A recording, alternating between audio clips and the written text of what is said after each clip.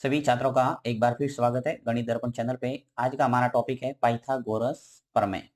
और इसका जो दूसरा नाम है वो भी आपको याद रखना है। दूसरा जो नाम है वो है बोधायन प्रमेय। ठीक है, किसी भी नाम से एग्जाम के अंदर आ सकता है, तो इसका नाम याद रखना है बोधायन प्रमेय।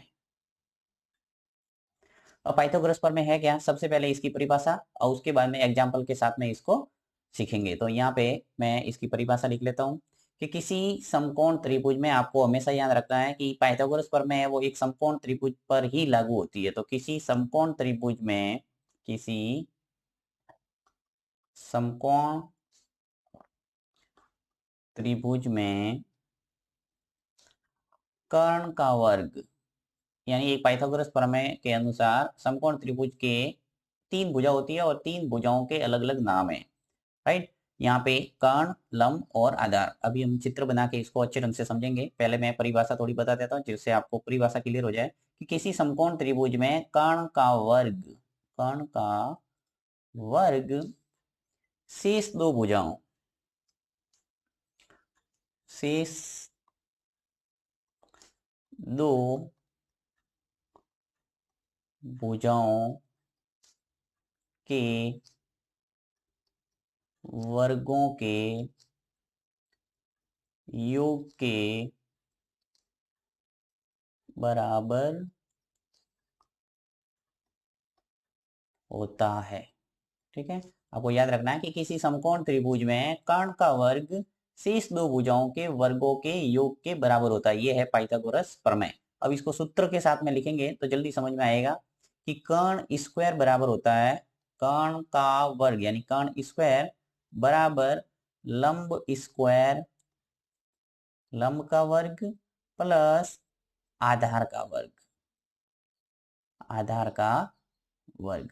यानी जो मैंने ये परिभाषा लिखी है वो ये सूत्र के साथ में क्लियर हो रही है। देखिए सूत्र क्या कह रहा है कि जो कर्ण का वर्ग है वो शेष दो भुजाओं के वर्गों के योग के बराबर होता है। शेष दो भुजा, यहाँ चित्र बनाऊंगा तो इजीली समझ में आ जाएगा। चित्र ड्रॉ करता हूँ, चलिए मैं। देखिए समकोण त्रिभुज का बनाते हैं चित्र। ये समकोण त्रिभुज बन गया, ये है हमारा समकोण त्रिभुज। ठीक है, अब यहाँ पे बन रहा है हमारा समकोण, और समकोण के जो सामने वाली भुजा है, देखिए समकोण के सामने वाली भुजा कौन सी है, ये। तो इसका जो नाम है वो हमेशा फिक्स रहेगा, कर्ण। इसको कहेंगे कर्ण। शेष दो भुजा कौन सी है, एक तो ये भुजा है और एक ये। तो इनका नाम लंब और आधार के रूप में होगा। तो अधिकतर हम जो नीचे वाली भुजा है उसको आधार मान लेते हैं। तो आधार, जब हम त्रिकोणमिति का अध्ययन करते हैं तो वहां आधार है वो न्यून कोण के सापेक्ष है वो चेंज होता है। परंतु यहाँ पाइथागोरस प्रमेय का अध्ययन कर रहे हैं तो नेचुरल मैं यहाँ मान लेता हूँ कि नीचे है भुजा वो आधार है और खड़ी भुजा जो है वो है लंब। अब इसका नाम दे देते हैं, चलिए ए बी और ये सी। ठीक है, तो कर्ण का वर्ग यानी इस भुजा का वर्ग, ये जो ए सी है इसका वर्ग शेष दो भुजा लंब और आधार, यानी जो ए बी और ये बी सी, इन दोनों भुजाओं के वर्गों के योग के बराबर होता है। ये है पाइथागोरस प्रमेय, जिसे हम बोधायन प्रमेय भी कहते हैं। ठीक है, तो यहाँ पे सूत्र के रूप में भी लिख लेता हूँ। चलिए ए सी का वर्ग, ये जो ए और सी है इसका वर्ग है वो शेष दो भुजाओं के वर्गों के योग बराबर होगा, यानी कि लंब स्क्वायर। तो ए बी का स्क्वायर प्लस आधार। देखिए आधार को किससे प्रेजेंट किया मैंने, बी और सी से, यहाँ से लगाकर यहाँ तक पूछा है तो ये हो जाएगा बी सी का स्क्वायर।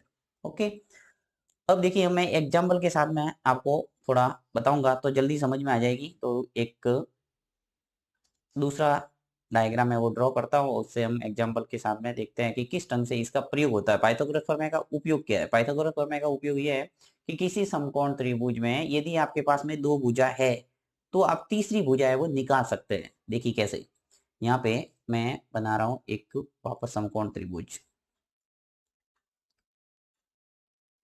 ये मान लो समकोण त्रिभुज है आपके पास, और इस समकोण त्रिभुज को चलिए पी क्यू और आर नाम दे देते हैं। और मान लो सबसे पहले मैं कर्ण को निकालना आपको बता रहा हूँ कि ये कर्ण है। यहाँ पे पी क्यू है वो आपको दे रखा है मान लो 3 सेंटीमीटर, और जो क्यू आर है वो है 4 सेंटीमीटर। तो आपको ये भुजा है वो निकालना है मान लो। तो इस भुजा को निकालने के लिए आप क्या करेंगे, पाइथागोरस प्रमेय का इस्तेमाल करेंगे। तो यहाँ पाइथागोरस प्रमेय देखिए आपको वही लिखना है कि कर्ण स्क्वायर बराबर लंब स्क्वायर प्लस आधार स्क्वायर। तो यहाँ पे ये जो ए सी स्क्वायर बराबर ए बी स्क्वायर प्लस मैंने बी सी स्क्वायर लिखा इसके लिए, इस चित्र के लिए ये हुआ। तो इस डायग्राम के लिए आप क्या लिखेंगे, मैं लिखूंगा पी आर का स्क्वायर, राइट, पी आर का स्क्वायर। पी यानी पी आर क्या है, कर्ण, ये हो गया कर्ण, ये जो नीचे वाली भुजा है वो आधार, और ये जो खड़ी भुजा है वो है लंब। ठीक है, तो अब पी आर का स्क्वायर है वो क्या हो जाएगा, यहाँ पे थोड़ा सही कर लेता हूँ इसको मैं, पी आर,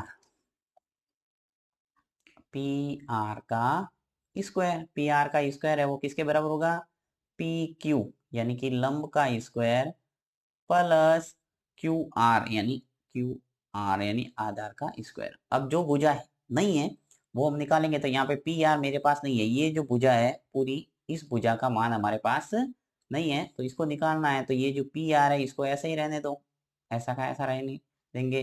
पी क्यू है वो मेरे पास कितना है, देखिए पी से लगाकर क्यू तक ये जो भुजा है वो कितनी देर की है, मुझे 3, तो यहाँ मैं 3 लिख लेता हूँ, यहाँ लिख लेते हैं 3 और उसका स्क्वायर, फिर प्लस क्यू आर, यहाँ से लगाकर ये जो क्यू है और आर यहाँ तक कितनी है हमारे पास 4। तो ऐसे मैंने एग्जांपल के तौर में ये लिख के आपको बताया 4 सेंटीमीटर, 4 मीटर कुछ भी हो सकता है, तो यहाँ लिखा मैंने 4 और इसका स्क्वायर। ठीक है, तो पी आर स्क्वायर बराबर कितना हो जाएगा, ऊपर करते हैं थोड़ा इसको,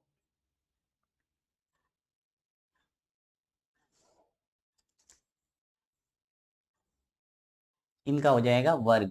तो वर्ग कर देते हैं, देखिए 3 का जो वर्ग है वो क्या आता है, 3 इंटू 3 9 हो गए, फिर प्लस 4 इंटू 4 कितने हो जाएंगे 16। तो पी आर बराबर पी आर स्क्वायर बराबर हो जाएगा 9 और 16 मिलके कितने हो गए 25। और पी आर कितना हो जाएगा, ये जो पी आर है यहाँ से मैंने स्क्वायर है वो हटाया, तो जैसे स्क्वायर हटता है आगे वर्गमूल का चिन्ह आएगा, यानी ये आ जाएगा आपके वर्गमूल का चिन्ह, और उसके अंदर चला जाएगा ये 25। ठीक है, तो हमेशा ध्यान रखना है जब भी आप कहीं से घात है वो हटाते हैं तो आगे वर्गमूल का चिन्ह आता है। तो यहाँ से मैंने घात हटा दी, मैं अंदर लिख दूंगा वर्गमूल के अंदर 25।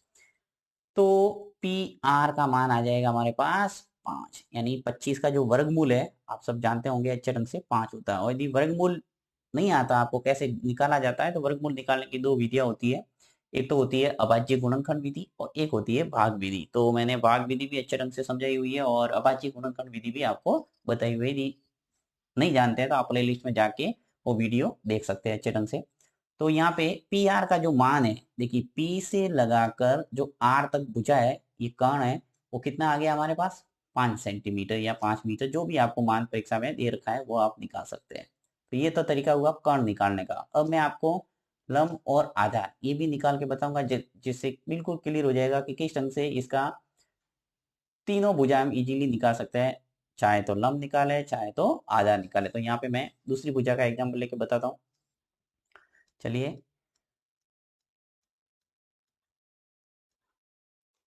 अब हम क्या करते हैं, देखिए ये तो आ गया 5। अब मैं करता हूं यहाँ पे जो कर्ण है उसका मान ले लेता हूं। ये कर्ण मान लो आपके पास में 5 है, ठीक है, ये कर्ण है। अब मान लो आपको लंब निकालना है, यानी ये भुजा आपके पास में नहीं है, खड़ी भुजा ये नहीं है, ये भुजा आपके पास में मान लो नहीं है, तो आप कैसे निकालेंगे, तो वही सूत्र लगाना है। देखिए इसको ही मैं हटा के आपको बता देता हूँ, ये जो सूत्र है वो आपको एज इट इज लिखाना है, इसमें कोई फर्क नहीं आएगा। तो यहाँ पे इसको हटा के हम निकालते हैं अब लंब, पी आर स्क्वायर बराबर P Q square plus Q R square, यानी वही कर्ण स्क्वायर बराबर लंब स्क्वायर प्लस आधार स्क्वायर है ये। ओके, तो कर्ण, अब कर्ण का मान मेरे पास है कितना है 5 है, तो 5 लिख लूंगा मैं, यहाँ लिखूंगा 5 और उसका वर्ग, फिर बराबर पी क्यू, देखिए पी से लगाकर क्यू तक ये मेरे पास भुजा नहीं है, तो अब क्या करूंगा पी क्यू को एज इट इज लिखूंगा ऐसा का ऐसा। तो पी क्यू को ऐसे ही रहने देते हैं, पी क्यू और उसका स्क्वायर, फिर प्लस क्यू आर, यानी क्यू से लगाकर आर तक ये भुजा कितनी है 4, तो 4 लिख लो, ये आ जाएगा 4 और उसका स्क्वायर। देखिए 5 का वर्ग करेंगे, 5 इंटू 5 कितने हो गए 25, फिर बराबर पी क्यू का वर्ग, यानी पी क्यू का जो मान है वो निकालना है, तो पी क्यू ऐसा का ऐसा रहने दो, फिर प्लस 4 का वर्ग करेंगे तो क्या आएगा 16। अब मुझे पी क्यू निकालना है तो क्या करूंगा, ये जो 16 है इसको पक्षांतर करके इधर लाएंगे, राइट। तो यहाँ पे पक्षांतर करेंगे तो चिन्ह है वो बदलता है, ये आपको पता होगा अच्छे ढंग से। तो यहाँ 25 माइनस हो जाएगा 16, प्लस के 16 इधर आ गया तो क्या हो गया -16, ये आ गया पी क्यू का स्क्वायर।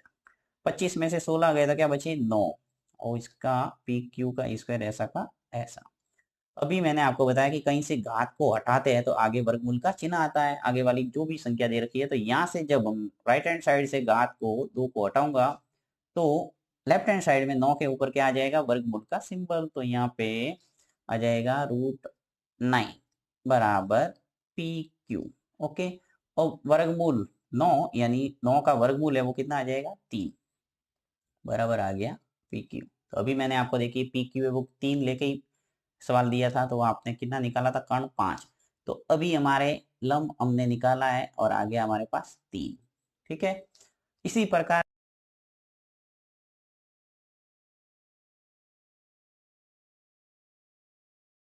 चलिए अब मैं आपको आधार निकाल के बता देता हूँ कि आधार किस ढंग से निकालेंगे। तो यहाँ पे वापस इसको इसको मैं हटा देता हूँ और यहाँ से वापस इसको सबको हटा देते हैं। सब तरीका वही है, सिर्फ आपको एक बार अच्छे ढंग से समझ में आ जाएगा, फिर कोई भी आपको जो भुजाओं के माप है वो आए एग्जाम के अंदर आप इजीली निकाल पाएंगे। तो यहाँ पे सूत्र वो का वो लगाना हर बार, कर्ण स्क्वायर बराबर लंब स्क्वायर प्लस आधार स्क्वायर। अब कर्ण है वो पी आर स्क्वायर है, पी क्यू स्क्वायर है और क्यू आर, यहाँ पे वो नाम आएंगे जो आपके सवाल के अंदर दे रखे हैं। तो क्यू आर निकालना है तो क्यू आर को ऐसे रहने देंगे, देखो पी आर है मेरे पास 5 है तो 5 का वर्ग हो जाएगा, पी क्यू अब मेरे पास 3 है तो 3 का स्क्वायर, फिर क्यू आर ये मुझे निकालना है तो क्यू आर का स्क्वायर। अब पी आर का स्क्वायर करेंगे तो कितने हो जाएंगे 25, 3 का वर्ग करेंगे तो क्या आएगा 9, और क्यू आर का स्क्वायर करेंगे तो क्यू आर का स्क्वायर ऐसा का ऐसा। अब 25 देखिए 9 है उसको पक्षांतर करके इधर लाओ तो क्या हो जाएगा माइनस का 9 बराबर क्यू आर का स्क्वायर, ठीक है। अब 25 में से 9 है वो घट जाएंगे तो कितने हो जाएंगे 16, और क्यू आर का स्क्वायर। देखिए अब क्यू आर निकालना है तो यहाँ पर भी आ जाएगा √16 और ये आ जाएगा क्यू आर। 16 का वर्गमूल निकालेंगे आएगा 4, और ये आ गया हमारे पास क्यू आर का मान, यानी क्यू आर की जो वैल्यू है वो कितनी आ गई 4। तो ये तरीका है किसी भी समकोण त्रिभुज में भुजा निकालने का, जिसमें उपयोग करेंगे किसका पाइथागोरस प्रमेय का।